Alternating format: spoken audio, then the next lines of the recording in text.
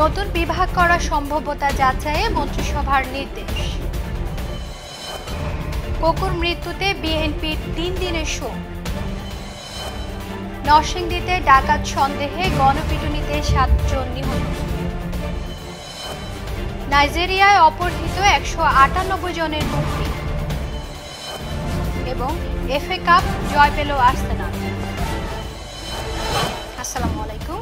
শুনছিলেন প্রধান শিরোনামগুলো। মিলেনিয়াম সংবাদের সঙ্গে আছি আমি ফাতেমা কাউসার। এবারে বিস্তারিত। ময়মনসিংহ ছাড়া ঢাকা ও চট্টগ্রামে আরও 2টি বিভাগ করার সম্ভাব্যতা যাচাইয়ে সংশ্লিষ্টদের নির্দেশ দিয়েছে মন্ত্রিসভা। আজ প্রধানমন্ত্রী শেখ হাসিনার সভাপতিত্বে সচিবালয় মন্ত্রিসভার নিয়মিত সাপ্তাহিক বৈঠকে এ নির্দেশ দেওয়া হয়। সকালে মন্ত্রিসভার বৈঠক শেষে মন্ত্রিপরিষদ সচিব মোশাররফ হোসেন ভূঁইয়া সাংবাদিকদের একথা জানান। এছাড়া পর্যায়ক্রমে কুমিল্লা, নোয়াখালী, ফরিদপুরকে বিভাগ করার বিষয়ে মন্ত্রিসভায় আলোচনা হয়।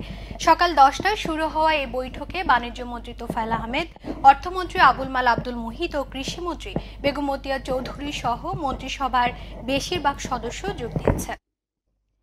ঢাকা মহানগর আওয়ামী লীগের সাধারণ সম্পাদক এবং দুর্যোগ ব্যবস্থাপনা ত্রাণমন্ত্রী মোফাজ্জল হোসেন চৌধুরী মায়া বলেছেন, বিএনপি এমন একটি দল যারা সম্মান দিতেও জানে না, সম্মান নিতেও জানে না।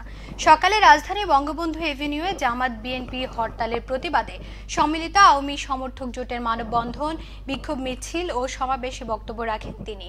বিএনপি একটি আজব দল উল্লেখ করে মায়া বলেন, যখন যেমন তখন তেমন, নিজের সুবিধা হলে ভালো, পরের জন্য, দেশের জন্য, মানুষের জন্য করার তার কোনো মন মানসিকতা নেই। তার সঙ্গে কোনো সংলাপ, আলাপ, আলোচনা হওয়ার মতন অবস্থা বাংলাদেশে হয় নাই, হবেও না। অবরোধে দিনের পর দিন পাল্লা দিয়ে বাড়ছে সহিংসতা।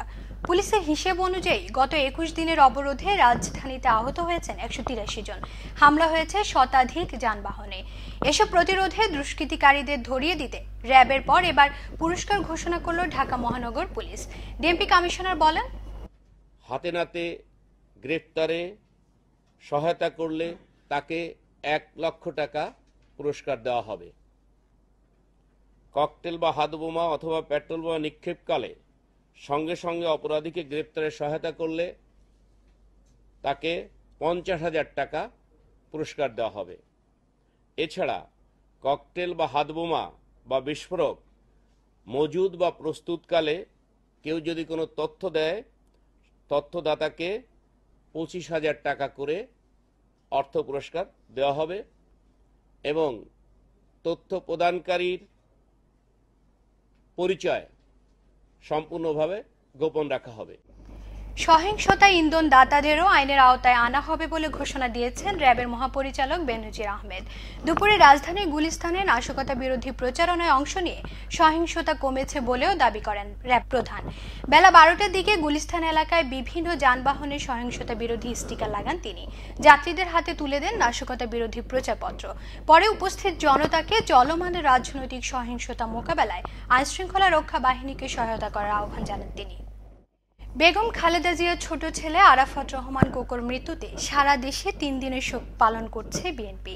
এদিকে কোকুর লাশ কাল দেশে আনা হচ্ছে বলে জানিয়েছে বেগম জিয়ার বিশেষ সহকারী শিমুল বিশ্বাস। পরে বাদ আসর নয়াপল্টনে দলীয় কার্যালয়ের সামনে জানাজা এবং বুধবার সারা দেশে গায়েবানা জানাজা হবে। তবে দাফনের ব্যাপারে এখনো কোনো সিদ্ধান্ত নেওয়া হয়নি। মালয়েশিয়া স্থানীয় সময় সোমবার দুপুর 1:30টায় সে দেশের জাতীয় মসজিদে আরাফাত রহমান কোকুর প্রথম জানাজা হয়। এর আগে লাশ দেশে আনার ব্যবস্থার জন্য মালয়েশিয়া যান বেগম জিয়ার ছোট ভাই শামীম ইস্কান্দার সহ 3 জন। শনিবার বাংলাদেশের সময় দুপুর 12:30টার দিকে মালয়েশিয়া মারা যান তিনি। প্রধানমন্ত্রীকে যথাযথ সম্মান না দেখানো যে সঠিক ছিল না তা স্বীকার করলেন বিএনপি স্থায়ী কমিটির সদস্য মওদুদ আহমেদ। রোববার রাতে বিএনপি চেয়ারপারসনের গুলশান কার্যালয়ে সাংবাদিকদের ব্রিফ করার সময় তিনি একথা বলেন। মূল ফটক তালা বন্ধ থাকার ব্যাপারটি দলের জ্যেষ্ঠ নেতারা জানতেন না বলেও বেগম খালেদা জিয়া একেবারে অজ্ঞাত ছিলেন। তিনি তখন ছিলেন প্রায় অজ্ঞানের মতো। আমরা কেউই তাকে দেখার জন্য কোনো সুযোগ পাইনি। তার দরজা বন্ধ থাকার কারণে প্রধানমন্ত্রীর আসার কথাও তাকে বলা সম্ভবপর হয় নাই। সিনিয়র সকল নেতৃবৃন্দের মতামতের বাইরে মূল গেটে তালাবন্ধ আগে থেকেই করা ছিল, যা আমাদের জানা ছিল। নরসিংদীতে ডাকাত সন্দেহে গণপিটুনিতে 7 জন নিহত হয়েছে। সোমবার ভোর 3:30টার দিকে সদর উপজেলার ভাটপাড়া এলাকায় এই ঘটনা ঘটে। সদর থানা ভারপ্রাপ্ত কর্মকর্তা আবুল কাশেম ঘটনার সত্যতা নিশ্চিত করে জানান, ভাটপাড়া গ্রামের এরশাদ মুন্সির বাড়িতে একদল ডাকাত ঢুকলে পরিবারের সদস্যরা চিৎকার শুরু করেন। এ সময় স্থানীয় পাহারাদাররা মসজিদের মাইকে গ্রামে ডাকাত পড়ার ঘটনা ঘোষণা দিলে ডাকাত দলকে ঘেরাও করে গ্রামবাসী। এ সময় ডাকাত দল বেশ কয়েকটি ককটেলে বিস্ফোরণ ঘটায়, তবে শেষ রক্ষা হয়নি। গ্রামবাসী তাদের ধরে পিটুনি দিলে 7 জন নিহত হন। ঘটনাস্থলে ডাকাত দলের এক সদস্যকে আহত অবস্থায় আটক করেছে পুলিশ। এদিকে গণপিটুনিতে ডাকাত নিহতের খবরে এলাকার চাঞ্চল্যের সৃষ্টি হয়েছে। লাশ দেখতে হাজার হাজার মানুষ ঘটনাস্থলে ভিড় করছেন। মসজিদের হুজুর মাইক দিয়ে বলছে যে গ্রামে ডাকাত দিতেছে, আপনারা সবাই বারণ। ঘুমে থেকে উঠে সব গ্রামের মানুষ বারুইয়া, তারপরে কইছে আপনারা সবাই বারণ করে লাইট মাইট নিয়ে সবাই বারুইয়া, তারপর আপনার এই গেরো কইরা পরে ডাকাত দূরে আস্তে আস্তে ধরছে আর মারছে। আন্তর্জাতিক কাস্টমস দিবস উপলক্ষে রাজধানীতে র্যালি করেছে জাতীয় রাজস্ব বোর্ড। সকালে কাকরাইলে জাতীয় রাজস্ব বোর্ডের সামনে থেকে এই র্যালির উদ্বোধন করা হয়। বেলুন ও পায়রা উড়িয়ে র্যালিটির উদ্বোধন করেন অভ্যন্তরীণ সম্পদ বিভাগের সচিব ও রাজস্ব বোর্ডের চেয়ারম্যান মোহাম্মদ নজিবুর রহমান। র্যালিতে রাজস্ব বোর্ডের বিভিন্ন পর্যায়ের কর্মকর্তারা অংশ নেন। বর্ণিল সাজের এই র্যালিটি প্রেস ক্লাবের সামনে গিয়ে শেষ হয়। প্রতি বছরের এই দিনটিকে আন্তর্জাতিক কাস্টমস দিবস হিসেবে পালন করা হয়। রাজধানীতে শাহবাগে বাস উল্টে নিহত হয়েছে 2 জন। এই ঘটনায় আহত হয়েছে আরও 4 জন। প্রত্যক্ষদর্শীরা জানায়, রোববার রাত 9:30টার দিকে শাহবাগে ঢাকা ক্লাবের সামনে একটি যাত্রীবাহী বাস অপর একটি বাসকে ধাক্কা দেয়। এ সময় তাজিল পরিবহনের বাসটি নিয়ন্ত্রণ হারিয়ে উল্টে গেলে ঘটনাস্থলে বিল্টু ও আসাদ নামে 2 যাত্রী মারা যান। এছাড়াও গুরুতর আহত 4 জনকে ঢাকা মেডিকেল কলেজ হাসপাতালে ভর্তি করা হয়। এছাড়াও রাজধানীর ইঞ্জিনিয়ারিং ইনস্টিটিউশনের সামনে ভারসাম্য হারিয়ে চলন্ত ট্রাক থেকে হেলপার পড়ে গিয়ে গুরুতর আহত হন। পরে তাকে উদ্ধার করে ঢাকা মেডিকেল হাসপাতালে ভর্তি করা হয়।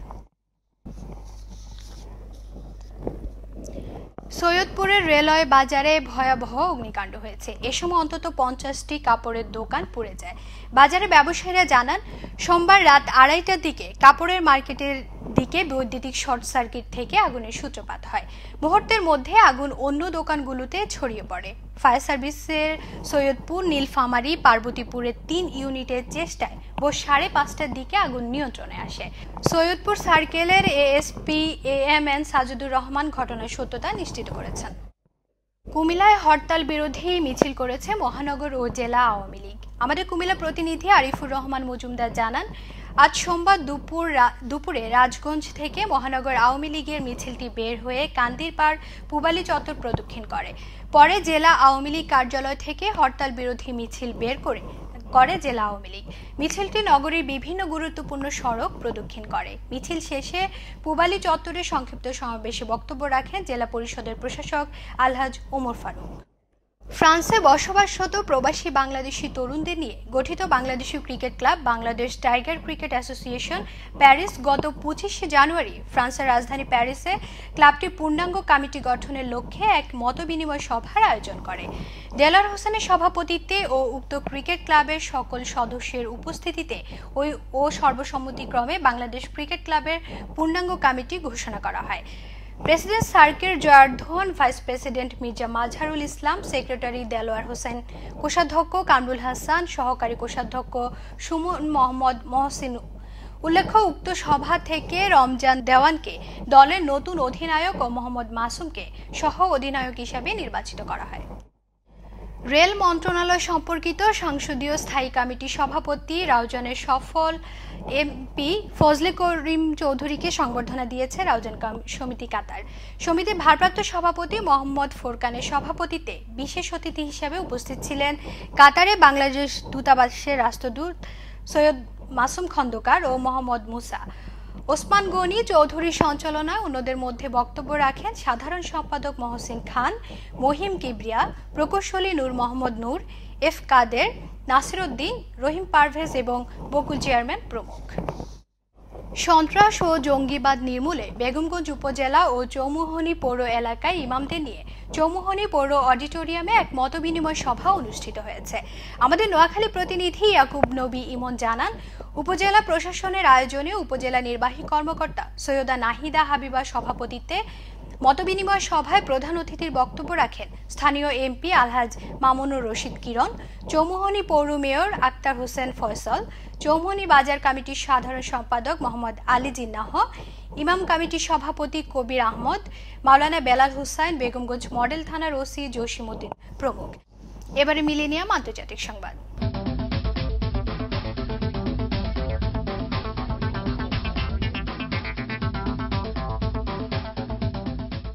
অপহরণে 2 সপ্তাহ পর 218 জনের মধ্যে 198 জনকে মুক্তি দিয়েছে নাইজেরিয়ার জঙ্গি গোষ্ঠী বোকো হারাম।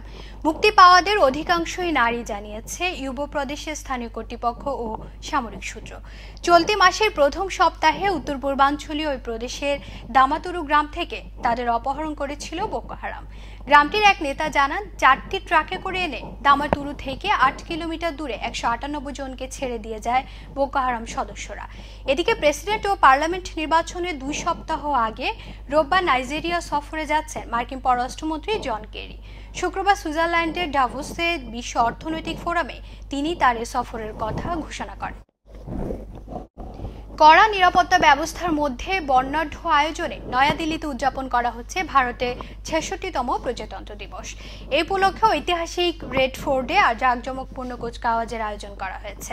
প্রজাতন্ত্র দিবসে কুচকাওয়াজে সালাম গ্রহণ করেন প্রধান অতিথি মার্কিন প্রেসিডেন্ট বারাক ওবামা। এ সময় উপস্থিত ছিলেন মার্কিন ফার্স্ট লেডি মিশেল ওবামা, ভারতের প্রেসিডেন্ট প্রণব মুখার্জি, প্রধানমন্ত্রী নরেন্দ্র মোদী সহ 3 বাহিনীর প্রধান। এবারের প্রজাতন্ত্র দিবসের প্রতিপাদ্য নারী শক্তির জয়গান। অনুষ্ঠানে বিভিন্ন ক্ষেত্রে সাহসিকতার জন্য অশোক চক্র, কীর্তিচক্র এবং জাতীয় সাহসিকতা সম্মাননা সামরিক বাহিনীর সদস্যদের হাতে তুলে দেন প্রণব মুখার্জি। প্রজাতন্ত্র দিবস উপলক্ষে নয়াদিল্লিতে 7 স্তরের নিরাপত্তার চাদরে ঢেকে ফেলা হয়েছে। ভারতের ইতিহাসে প্রজাতন্ত্র দিবসের প্রধান অতিথি হিসেবে এবারই প্রথম কোনো মার্কিন প্রেসিডেন্ট উপস্থিত রয়েছেন। এবারে মিলেনিয়াম খেলার সংবাদ।